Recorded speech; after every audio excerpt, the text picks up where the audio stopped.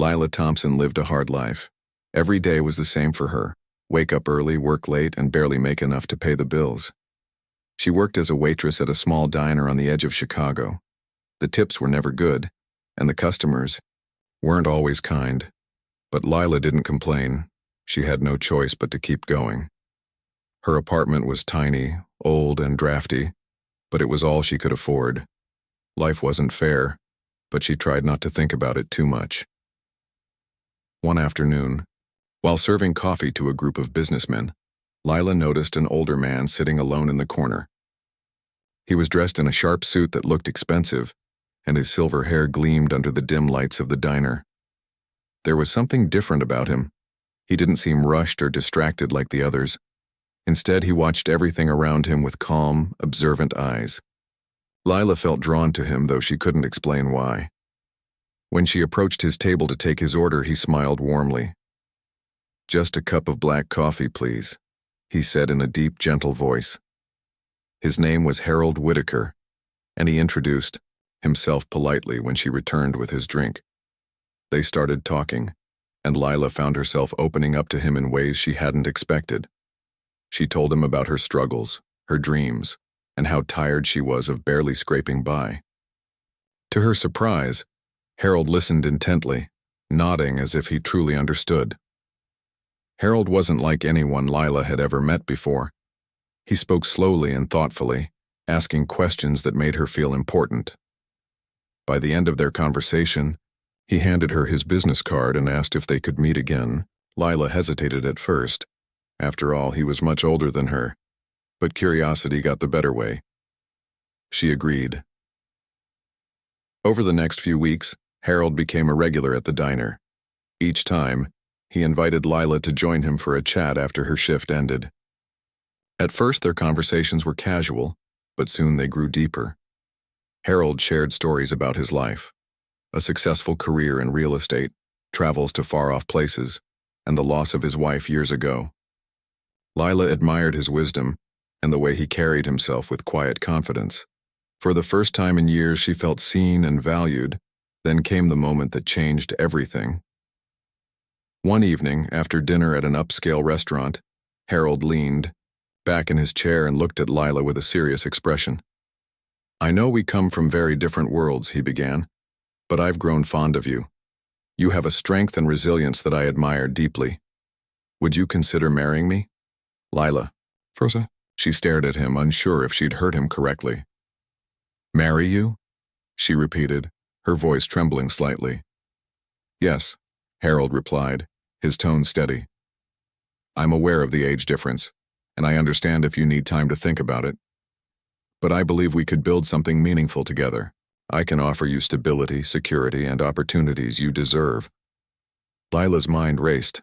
On one hand, the idea of marrying someone so wealthy sounded ridiculous, even reckless. People would judge her, whisper behind her back, and accuse her of being greedy. On the other hand, Harold had been nothing but kind and generous to her. He treated her with respect, listened to her thoughts, and genuinely seemed to care about her well-being. And then there was the reality of her situation. She was stuck in a dead-end job, living paycheck to paycheck, with no clear path forward. Could this be her chance to break free? After days of wrestling with her doubts, Lila finally accepted Harold's proposal. It wasn't love, not yet anyway, but she convinced herself it could grow into something real. Besides, Harold promised her freedom to pursue her passions once they were married. He even offered to help fund her dream of starting a small bakery someday. With those promises in mind, Lila said yes. The wedding happened quickly, without much fuss. Harold preferred simplicity, and Lila didn't argue. A local officiant performed the ceremony in Harold's backyard, surrounded by blooming flowers and tall trees. Only a handful of guests attended, some of Harold's business associates and a couple of Lila's co-workers from the diner. Everyone smiled and congratulated them, though Lila couldn't shake the feeling that some people were judging her silently. As the newlyweds drove away for their honeymoon, Lila glanced at Harold beside her. He looked content, humming softly along with the radio. She wondered what the future held for them. Would she learn to love him?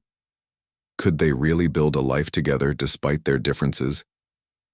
These questions swirled in her mind, but for now, she pushed them aside. All she knew was that she had taken a leap of faith, and only time would tell whether it was the right decision. Their honeymoon took them to a private island resort, where luxury seemed limitless. Soft sand stretched endlessly along the shore, and crystal-clear waters sparkled under the sun. Lila had never experienced anything like it. For the first time in years, she felt relaxed, pampered, and cared for. Harold treated her like royalty, ensuring every detail of their stay was perfect. He booked spa treatments, arranged romantic dinners, and even surprised her with a sunset cruise. But despite the beauty surrounding her, Lila noticed something odd about Harold. While he appeared happy during the day, there were moments when his mood shifted unexpectedly. Sometimes he would retreat into silence, staring off into the distance as if lost in thought. Other times he excused himself to take calls from his office, speaking in hushed tones that hinted at urgency. Lila tried not to dwell on these quirks, telling herself that everyone had their habits. Still, a small part of her wondered what secrets lay beneath Harold's polished exterior. By the end of the week, they returned home, to Harold's sprawling mansion on the outskirts of town.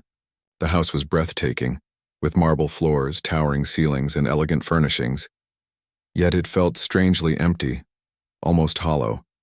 Few staff members roamed the halls, and their presence added to the eerie atmosphere. Lila reminded herself that she needed time to adjust. After all, this was a completely new world for her. What she didn't realize was that the biggest surprises and shocks were still waiting just around the corner. Lila's first few days in Harold's mansion were a whirlwind of emotions. The house was beautiful, yes, but it also felt cold and unfamiliar. Everything about it seemed too perfect, too polished. There were no personal touches, no cozy corners, where someone might curl up with a book or sip tea. Instead, the mansion looked like it belonged in a magazine, all sleek lines and expensive decor. Lila wandered through the halls, trying to get her bearings, but she couldn't shake the feeling that she didn't belong there. Harold spent most of his time in his study, a large room at the far end of the house. The door was always closed, and when Lila knocked, he would tell her he was busy with work. She tried not to take it personally. He had warned her before they got married that his business required a lot of attention, but it still left her feeling lonely. Occasionally, she heard muffled voices coming from inside the study, as if Harold were talking to someone on the phone. Sometimes those conversations sounded tense, even urgent. But whenever she asked him about it later, he brushed her off with vague answers. The staff members who worked in the mansion didn't help ease Lila's unease either. They were polite enough, but they kept to themselves, rarely engaging in conversation. One morning, while having breakfast in the kitchen, Lila attempted to strike up a chat with Mrs. Dawson, the head housekeeper. "How long have you worked here?" Lila asked casually. Mrs. Dawson paused for a moment, her hands gripping the edge of the counter. "A long time," she replied curtly, avoiding eye contact. When Lila pressed further, asking about the history of the mansion or what kind of projects Harold was working on, Mrs. Dawson simply excused herself and walked away. Lila frowned, confused by the woman's behavior. Why did everyone act so secretive as? The days passed, Lila began exploring the mansion more thoroughly. She figured that getting to know the place better might make her feel less like an outsider. On her third day, she discovered something unusual, a hidden door behind a bookshelf in the library. It wasn't immediately obvious. The shelf looked ordinary, filled with leather-bound books that smelled faintly of dust. But when Lila accidentally leaned against one of the books, the entire shelf slid sideways, revealing a narrow elevator tucked into the wall. Her heart raced as she stared at the elevator. What could possibly be down there? Curiosity got the better of her, and she stepped inside, pressing the only button available. The elevator hummed softly as it descended, and moments later, the doors opened to reveal a high-tech underground laboratory. Rows of computers lined the walls, their screens glowing brightly with streams of data. Strange machines beeped and whirred in the background, filling the space with an almost otherworldly energy. At the center of the room stood a large cylindrical tank filled with a glowing blue liquid. Suspended inside the tank was what appeared to be a humanoid figure, its features distorted by the thick glass and eerie light. Lila froze, her breath catching in her throat. Who, or what, was that? Before she could move closer to investigate, she heard footsteps approaching. Panic surged through her, and she turned to leave, but it was too late. Harold entered the lab, his expression shifting, from surprise to anger when he saw her standing there. "What are you doing down here?" he demanded, his voice sharp and commanding. Gone was the gentle tone he usually used with her. This was a side of Harold she hadn't seen before, one that made her feel small and out of place. I found the elevator," Lila stammered, taking a step back. "I didn't mean to intrude, I just wanted to explore." Harold sighed heavily, running a hand through his silver hair. "This area is off limits," he said firmly. "You shouldn't be here." "Why?" Lila asked, her voice trembling. "What is this place? What's in the tank?" Harold hesitated, his gaze flickering toward the tank briefly before returning to her. "It's part of a project I've been working on," he explained vaguely. "Something important. Something you wouldn't understand." His words only fueled her curiosity. "Try me," she said, surprising herself with her boldness. "You married me, Harold. Don't I deserve to know what's going on?" For a moment, Harold looked conflicted, as if debating whether to share more, but then his expression hardened again. "Not yet," he said finally. "When the time is right, I'll explain everything. For now, please trust me." Trust him? Lila wanted to laugh at the absurdity of it. How could she trust someone who kept such massive secrets? Still, she nodded reluctantly, knowing she had little choice but to play along for now. Harold escorted her back upstairs, warning her once more not to return to the lab. As soon as they reached the main floor, he disappeared into his study again, leaving Lila alone with her racing thoughts. That night, Lila lay awake in bed, staring at the ceiling. She couldn't stop thinking about what she'd seen. The glowing tank, the mysterious figure, Harold's strange reaction. None of it made sense. Was he involved in some kind of illegal activity? Or was it something else entirely? Whatever, the truth was, it was clear that Harold wasn't the man she thought she knew. Over the next few days, Lila noticed even more oddities around the mansion. Late at night, she heard the sound of trucks pulling up to the property, delivering unmarked crates that were quickly carried down to the lab. Once, she caught a glimpse of two men in lab coats hurrying through the hallway, their faces pale and drawn. Another time, the power flickered unexpectedly, plunging the entire mansion into darkness for several minutes. When the lights came back, Harold emerged from the lab looking exhausted, his shirt sleeves rolled up and his tie loosened. Lila decided to try confronting Harold again. This time she waited until after dinner when they were sitting together in the living room. "Harold," she began cautiously, "can we talk about what's happening downstairs?" He glanced up from the newspaper he was reading, his brow furrowing slightly. "I told you it's nothing you need to worry about." "But I am worried," Lila insisted. "You're spending all your time in that lab, and there are things happening in this house that don't add up. If you want me to trust you, you need to give me some answers." Harold set the newspaper aside and leaned forward, resting his elbows on his knees. For a moment he looked uncertain, as if weighing his options. Then he spoke, his voice low and deliberate. "Fine," he said.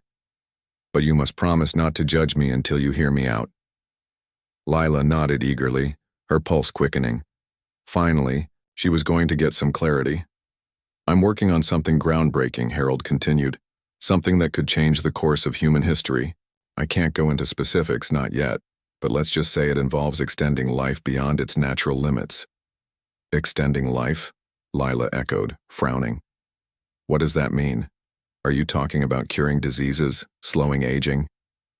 "It's more than that," Harold said, his eyes gleaming with intensity. "Imagine a world where death isn't inevitable, where loved ones don't have to be lost forever. That's what I'm striving for." Lila stared at him, unsure how to respond. On one hand, his vision sounded noble, even inspiring. On the other hand, it felt dangerous, like playing God. And the figure in the tank, was that part of his experiment? She wanted to ask, but Harold's expression told her he wouldn't say any more tonight. As she climbed into bed later that evening, Lila's mind was spinning. Harold's words lingered in her thoughts, raising more questions than answers. What exactly was he trying to achieve? And what lengths was he willing to go to in order to succeed? For the first time since marrying him, Lila felt truly afraid. Not of Harold himself, but of the unknown forces driving him. Whatever he was hiding, it was bigger than both of them. And she had a sinking feeling that uncovering the truth would come at a cost. The days that followed Harold's cryptic confession were tense for Lila. She tried to act normal around him, smiling when he spoke and nodding along to his stories about real estate deals or market trends. But inside, her mind was racing. Every word Harold said felt like a puzzle piece she couldn't quite fit together. He had hinted at something revolutionary, something involving life and death. But what did that really mean? And why did it feel so wrong? Lila knew she needed answers, but asking Harold directly wasn't an option. He had already made it clear that he wouldn't share more until he was ready. That left her with only one choice: find out the truth on her own. The thought terrified her. Sneaking around behind Harold's back went against everything she believed in. But the alternative, staying in the dark while living in a house full of secrets, felt even worse. Her first step was getting closer to the staff. If anyone knew what was happening in the mansion, it was them. They worked there every day, after all. Lila started spending more time in the kitchen, offering to help Mrs. Dawson with meals or chatting casually with Ben, the gardener, as he tended to the plants outside. At first, they seemed reluctant to open up, exchanging quick glances whenever she asked about the lab or Harold's work. But over time, they began to warm up to her. One afternoon, as Lila helped Ben prune the rose bushes in the garden, she decided to broach the subject. "Ben," she said casually, "do you know anything about what's going on downstairs in the lab?" Ben paused, his hands hovering over the hedge clippers. For a moment, he didn't say anything. Then he sighed and glanced around to make sure no one else was nearby.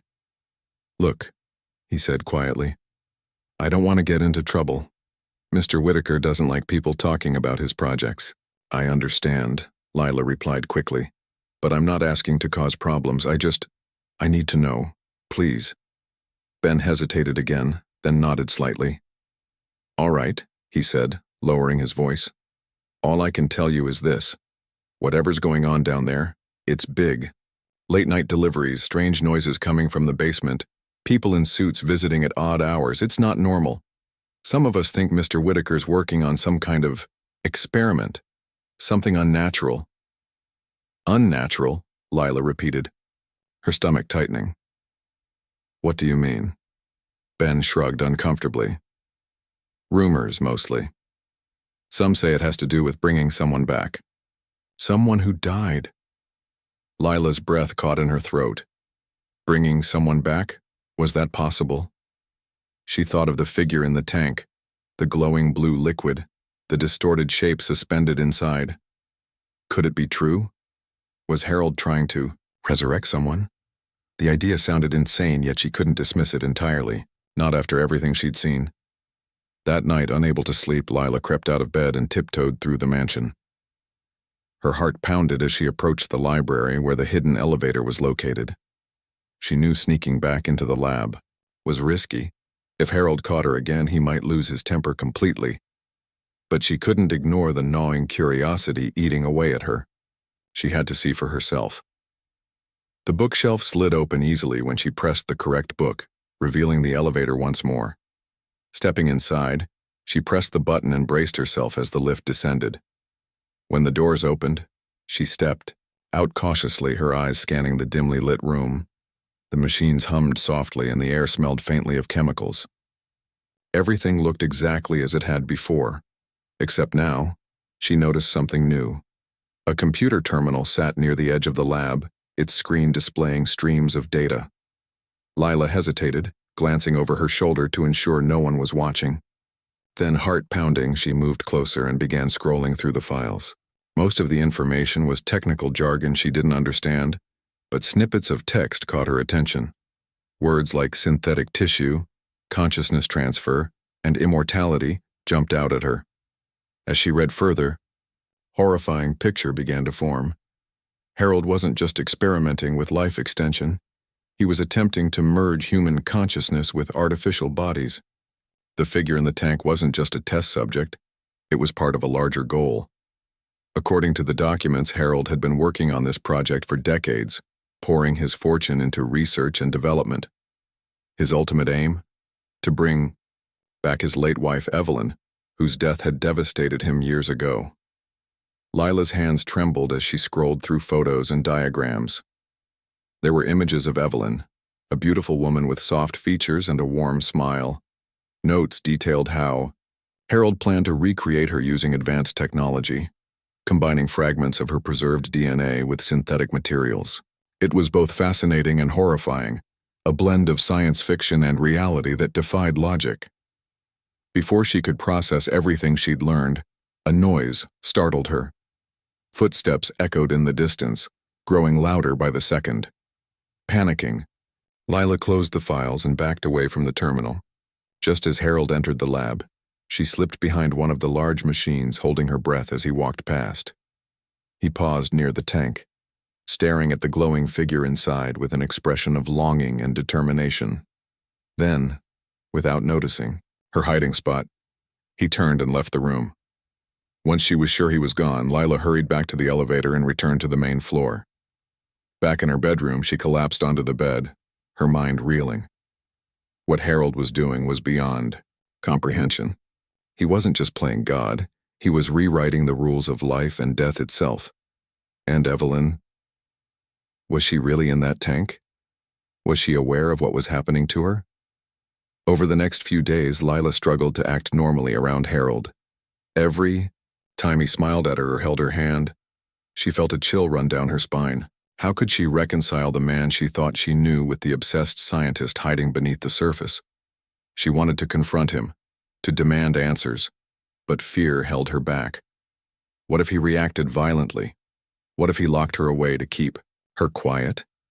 Instead, Lila focused on gathering more information. She spent hours observing the comings and goings in the mansion, noting patterns and details she hadn't paid attention to before.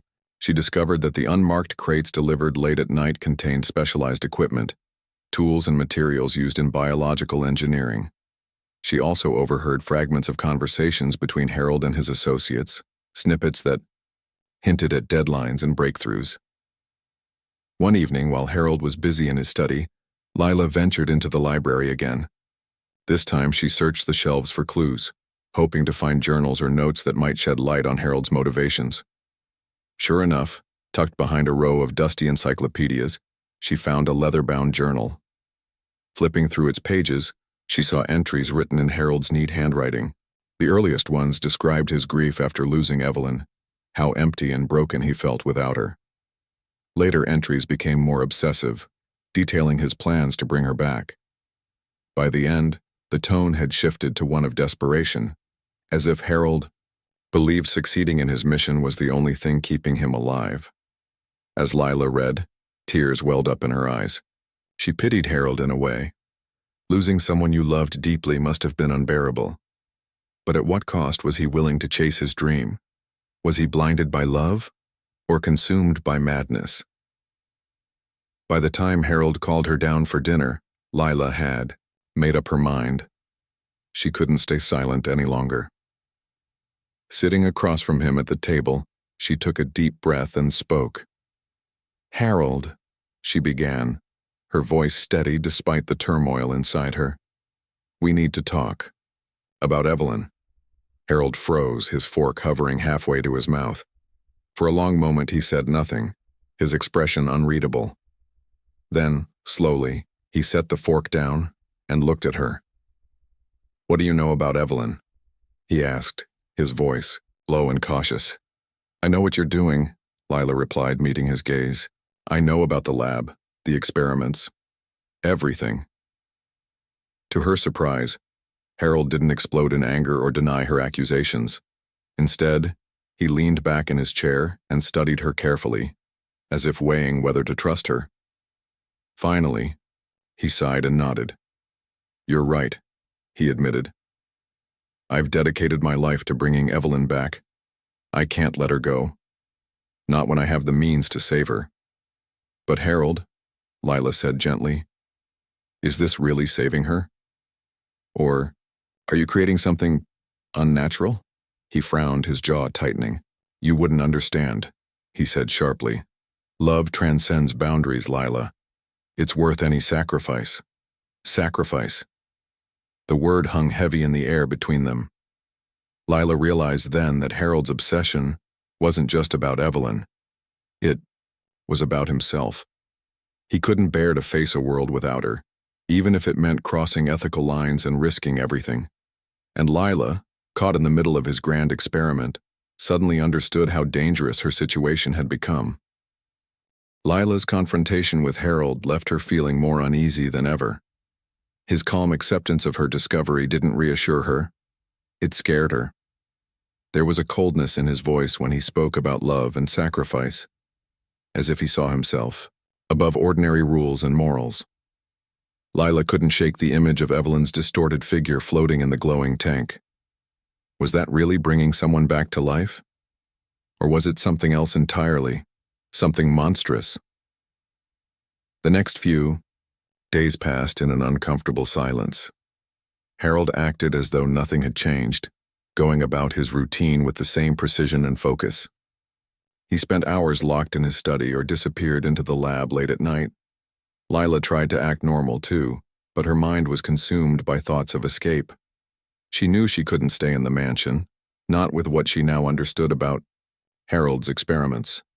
But leaving wasn't simple. Harold controlled everything, her finances, her access to the outside world, even her sense of security. If she tried to run, would he stop her? And how far was he willing to go to protect his secrets? One morning, while Harold was away for a business meeting, Lila decided to confide in Ben, the gardener. She trusted him more than anyone else in the mansion. He had already shared rumors about Harold's work, after all. Sitting on a wooden bench near the rose bushes, she told him everything she'd discovered. "Harold's trying to bring his wife back," she whispered, glancing around to make sure no one was listening. "He's using science, machines. It's not right." Ben listened quietly, his face pale. When she finished, he shook his head slowly. "I've heard whispers about this before," he admitted. "But I didn't want to believe it. Mr. Whitaker always seemed so smart, so careful. I never thought he'd go this far." "What do you think I should do?" Lila asked, her voice trembling. "I can't stay here, Ben. Not knowing what he's doing. But I don't know how to leave." Ben hesitated, rubbing the back of his neck nervously. "If you want out, I'll help you," he said finally. "But you have to be smart about it. You can't just walk away. He'll come looking for you. We need proof. Something we can take to the authorities." Proof. The word hit Lila like a punch. Ben was right. If she wanted to expose Harold, she needed evidence. Without it, no one would believe her story. And worse, Harold might twist the truth, making her look unstable or greedy. Determined to gather what she needed, Lila thanked Ben and headed back inside. That night, while Harold slept, Lila crept downstairs to the library. Her hands trembled as she pressed the book that opened the hidden elevator. Descending into the lab felt like stepping into a nightmare, but she forced herself to stay calm. The machines hummed softly, their blinking lights casting eerie shadows on the walls. Lila moved quickly, scanning the room for anything useful, a document, a photo, anything that could prove Harold's actions. She found what she was looking for on one of the computer terminals. Logging in cautiously, she copied files onto a small USB drive she'd borrowed from Ben. The data included detailed notes about Harold's experiments, diagrams of the tank, and photos of Evelyn. Lila also snapped pictures of the lab itself, with her phone, capturing the glowing tank and the rows of equipment. Every second felt like an eternity, but she worked methodically, knowing she only had one chance to get this right. Just as she finished downloading the files, a noise startled her, a faint creak from the elevator. Heart racing, Lila ducked behind a large machine, clutching the USB drive tightly. Moments later, Harold appeared, his silhouette illuminated by the soft glow of the monitors. He walked straight to the tank, gazing at Evelyn's suspended form with an expression of longing. Lila held her breath, praying he wouldn't notice her. After a few minutes, he turned and left, the elevator doors closing behind him. When she was sure he was gone, Lila slipped out of the lab and returned to her room. Her heart pounded as she tucked the USB drive into a hidden pocket in her suitcase. She felt a mix of relief and dread. She had the proof she needed. But now what? Leaving Harold meant starting over, possibly without any money or resources. Still, staying was unthinkable. She couldn't live with the weight of his secrets pressing down on her. The next day, Lila approached Ben again. "I got what we need," she told him quietly. "Can you help me get out of here?" Ben nodded. "There's a bus station about 10 miles from here," he said. "I'll drive you there tonight, after everyone goes to bed. But you'll have to move fast once you're gone. Take the USB drive to the police or maybe a journalist, someone who can handle this kind of thing." That evening, Lila packed a small bag with essentials and waited anxiously in her room. At midnight, Ben knocked softly on her door. Together, they tiptoed through the darkened mansion, avoiding the creaky floorboards and dimly lit hallways. The tension was unbearable. Every sound seemed amplified, every shadow suspicious. Finally, they reached Ben's beat-up truck parked outside the garage. As they drove away from the mansion, Lila glanced back at the towering structure in the rearview mirror. It looked smaller and less imposing now, almost like a mirage fading into the distance. For the first time in weeks, she felt a flicker of hope. Maybe she could start over. Maybe she could put this nightmare behind her. But her relief was short-lived. About halfway to the bus station, Ben's truck sputtered and came to a halt on the side of the road. "Damn it," he muttered, slamming his hand against the steering wheel. "The engine's dead." Panic bubbled up inside Lila. "What are we going to do?" she asked, her voice rising. "We can't stay here?" "Calm down," Ben said, pulling out his phone. "I'll call a tow truck. In the meantime, we'll keep moving on foot. The station isn't far." They grabbed their bags and started walking along the deserted highway. The night air was cool and the stars above twinkled faintly. Despite the circumstances, Lila felt a strange sense of freedom. For the first time since marrying Harold, she was taking control of her own fate. After what felt like hours, they finally reached the bus station. Exhausted but relieved, Lila hugged Ben tightly. "Thank you," she said, tears welling up in her eyes. "I couldn't have done this without you." "Take care of yourself," Ben replied, giving her a reassuring smile. "And don't let anyone silence you." With that, Lila boarded the first bus heading out of town. As it pulled away from the curb, she clutched the USB drive close to her chest. She didn't know where she was going or what lay ahead, but one thing was certain. She was ready to fight for her future and expose the truth about Harold Whitaker. Over the next several days, Lila made contact with a local journalist named Rachel. Rachel listened intently as Lila recounted her story, examining the files on the USB drive with growing disbelief. "This is huge," Rachel said finally. "If these documents are real, it's a massive ethical violation. People need to know about this." Together, they decided to approach the authorities. Armed with the evidence, they filed a report detailing Harold's illegal experiments. Investigators promised to look into the matter, but Lila couldn't shake the feeling that something was off. Days turned into weeks and there was no update, no arrests, no news coverage. It was as if her efforts had vanished into thin air. Then one evening, Lila received a chilling message from an unknown number. "You shouldn't have meddled." Fear gripped her as she realized Harold might still be watching her. Had he found a way to cover his tracks? Or worse, was he planning to silence her permanently? Despite the danger, Lila refused to give up. She continued working with Rachel, determined to bring Harold's secrets into the light.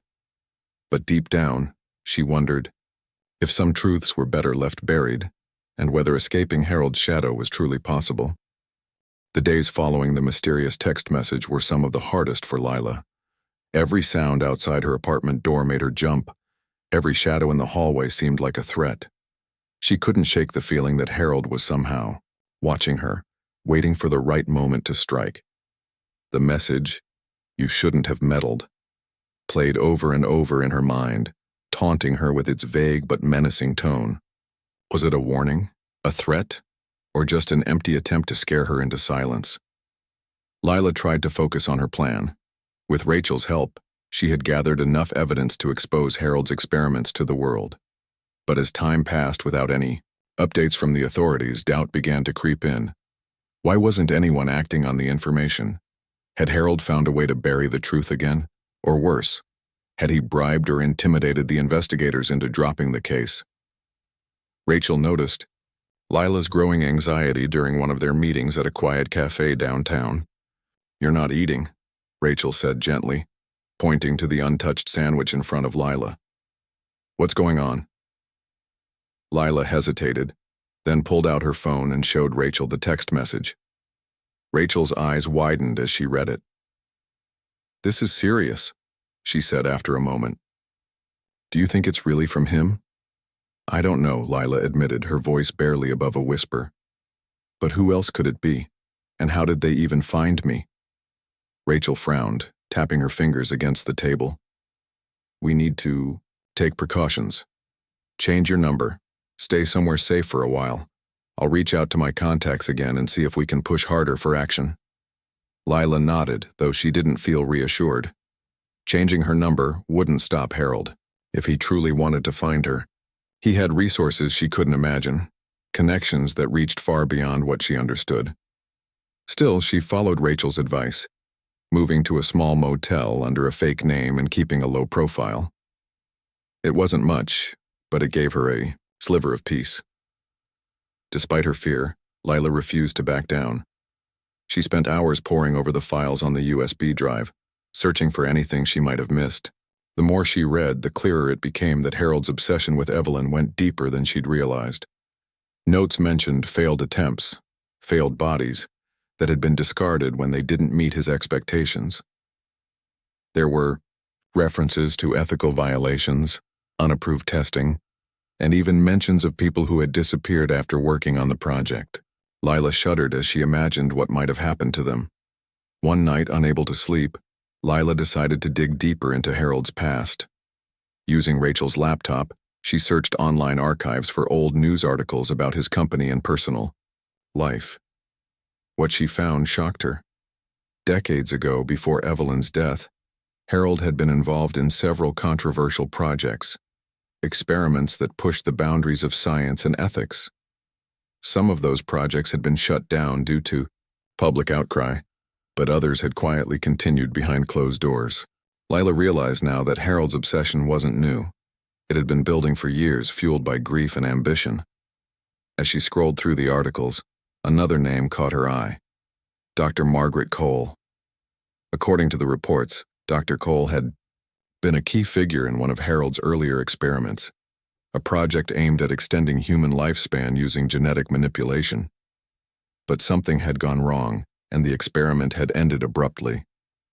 Afterward, Dr. Cole vanished from public view, her career seemingly erased overnight. Curious, Lila searched for more information about Dr. Cole. To her surprise, she discovered an address listed in an old alumni directory for a university where Dr. Cole had once taught.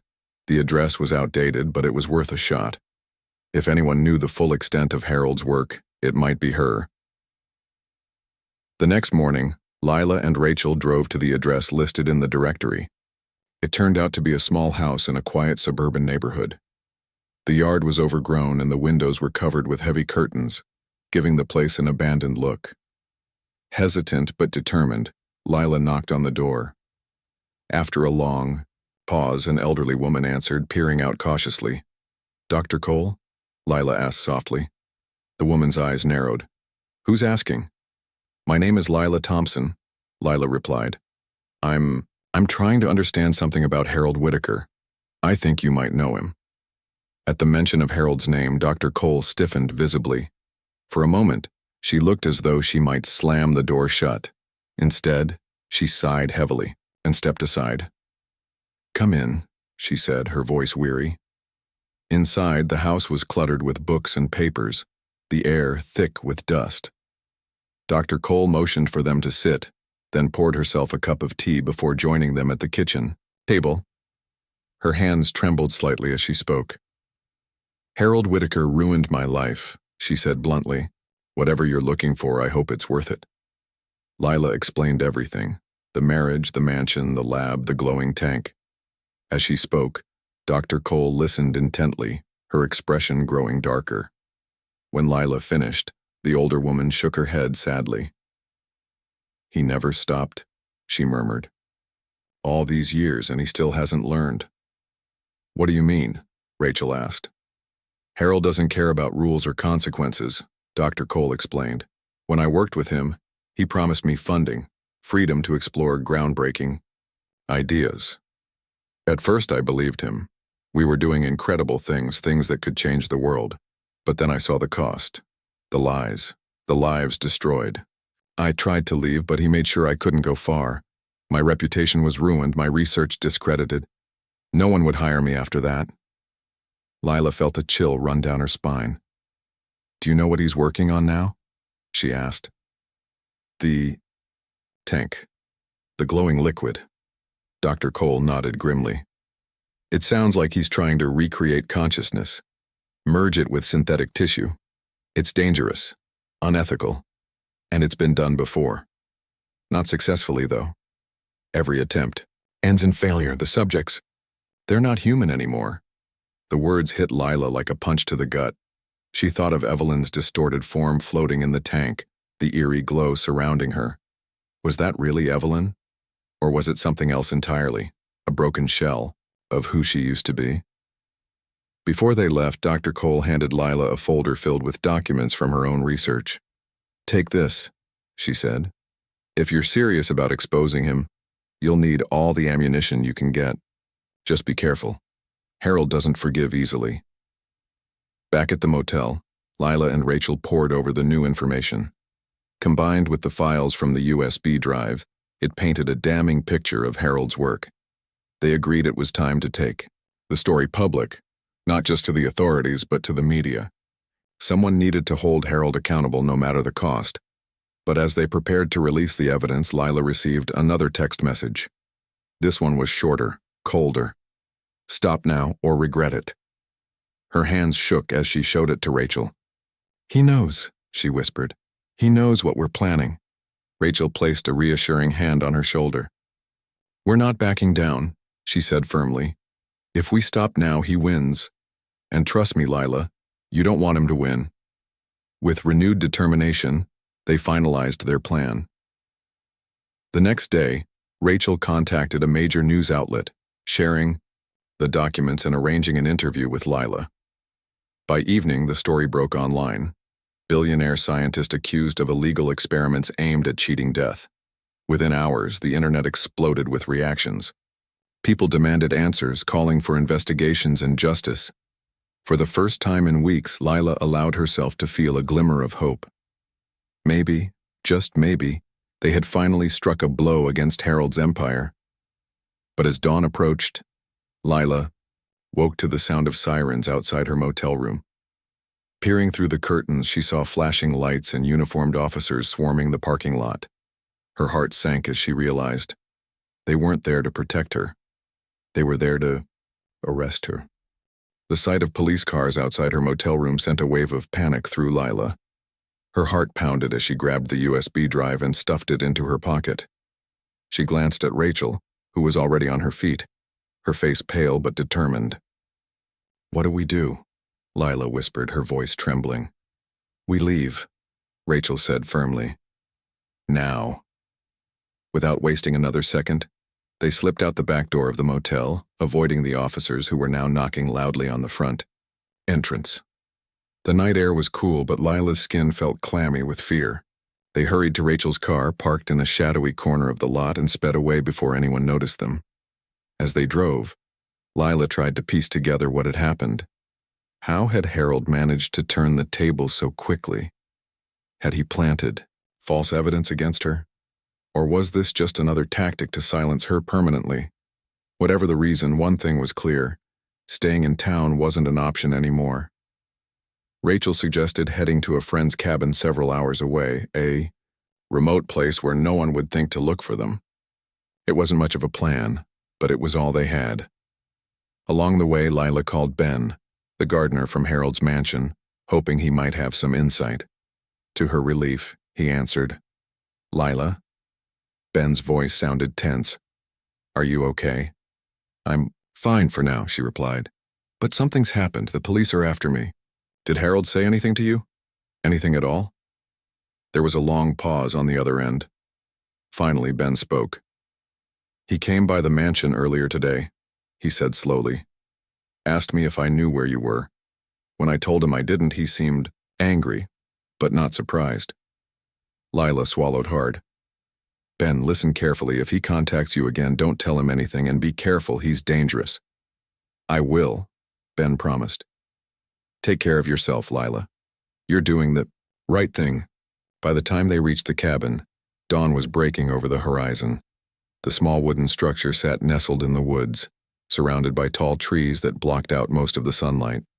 Inside, it was cozy but sparse, with just enough furniture to make it livable.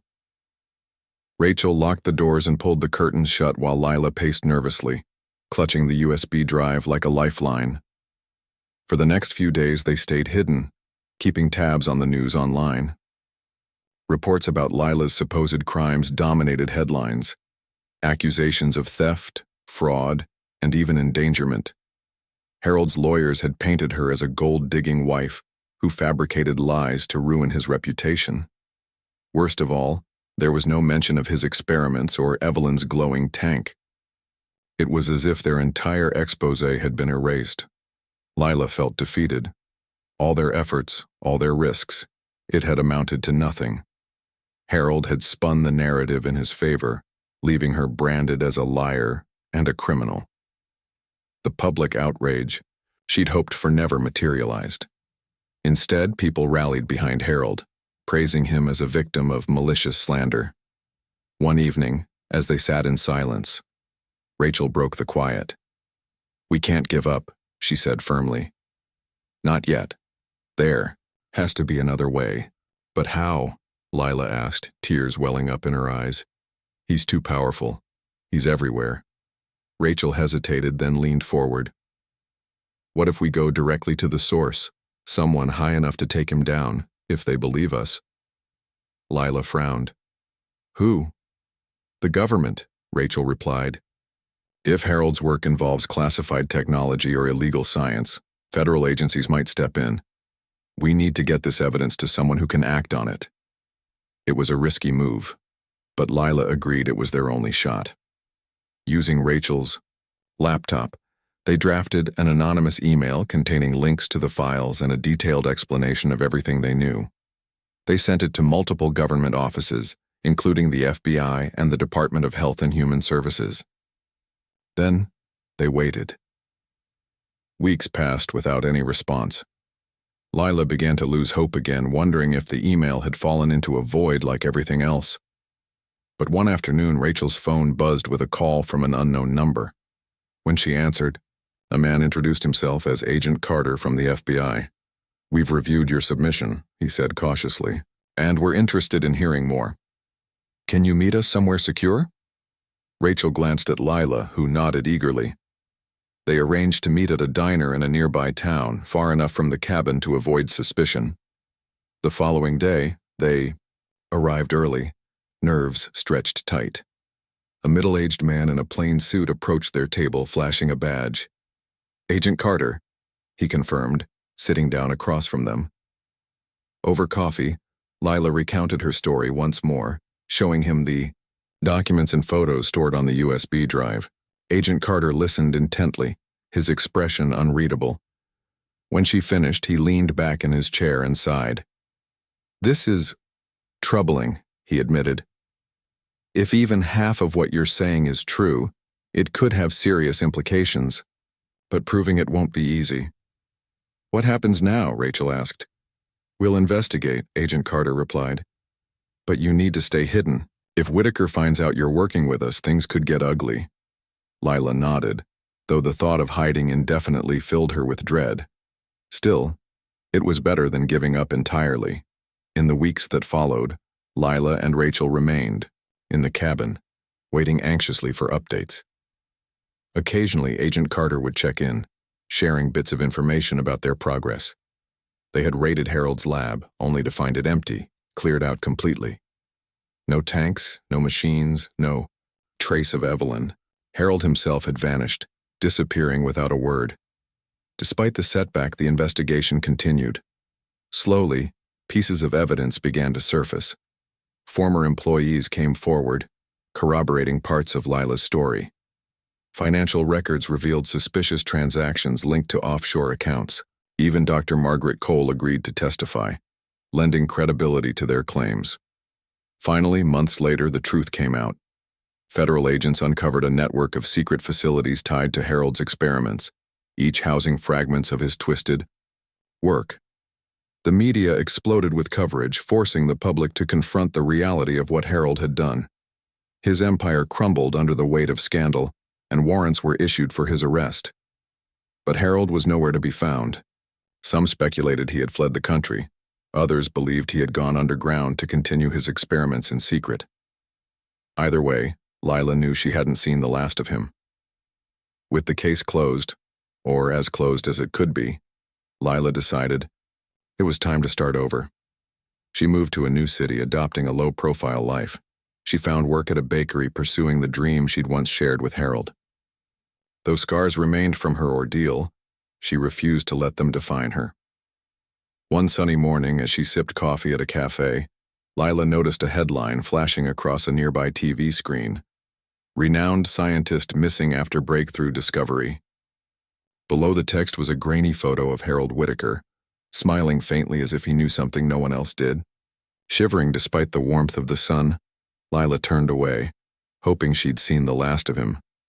But deep down, she couldn't shake the feeling that his shadow still lingered, waiting to reappear when least expected. And so, Lila vowed to keep moving forward, building a life free from fear. She had survived Harold Whitaker, and she wouldn't let him haunt her forever.